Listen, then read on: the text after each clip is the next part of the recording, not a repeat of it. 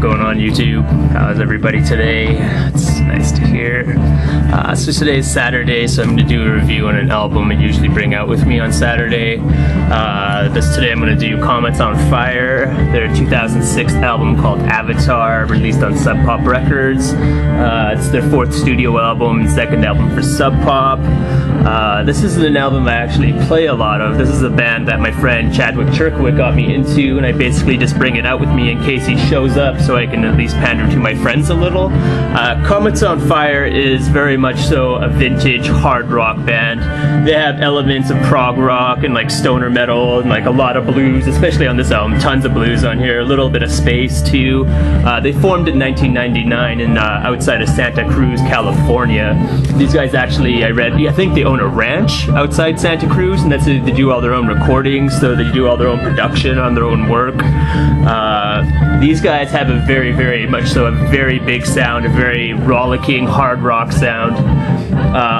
There's only 7 songs on this album, but they stretch them over 45 minutes, so the songs don't really die on here. They just stretch, and there's lots of guitar virtuoso, guitar dueling, guitar solos on here.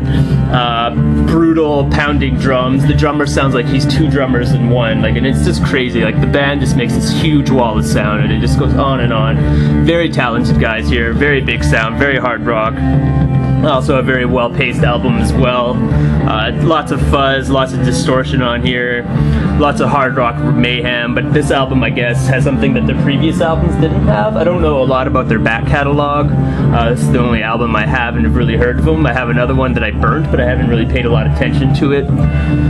But yeah, they have like slower kind of bluesier ballads on here. We'll have like pianos and organs, and sometimes 2 organs going on. They'll sound a little bit like the Doors at times, whereas they used to sound more like the Allman Brothers or Grateful Dead. They also have a lot of Blue Cheer and Caius influence on here. I also heard that if you like Dead Meadows, you'd like Comets On Fire. I don't know a lot about Dead Meadows yet. The vocals on here also sing pretty soulfully.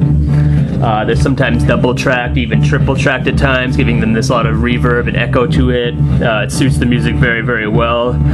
For the most part, though, the music on this album is very much so unhinged, very disruptive, but even though, like I said, the songs go on and on, they don't die. These guys never go into like jam band territory. All the songs on here sound very premeditated and like, yeah, rehearsed, I'd say. Like, they're well thought out. Nothing sounds accidental. Like, everything here is made intentionally, has a purpose and a place. Nothing sounds like superfluous and extra. And because these guys have their own production, they do their own recordings and stuff, I guess. Like, the production on here isn't the best, but that also, like, it's very loose, very dirty, and there's tons of like cracks, and they like the sounds bleed all over and stuff, and it gives it a very authentic, a very human sound to it that I really enjoy in music. It's not poor quality music at all. Like, they did a good job producing this. It sounds great. It sounds very real. Sounds very human, like I said.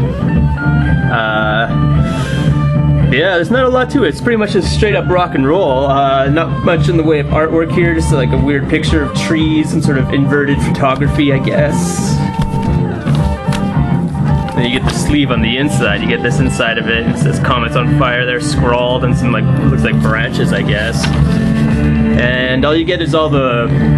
Something I kind of hate about liner notes sometimes, you'll get like all the lyrics written in cursive, and it's pretty much illegible unless you really focus on it. Like, somebody with bad handwriting, maybe someone's a doctor in the band or something. So I don't really know what these songs are about. I'm assuming they're about fires and like the world exploding and like meteor showers and being inside a van and going on tour maybe, but maybe it's not about that stuff. Maybe there's a lot of depth to the lyrics. I don't really know.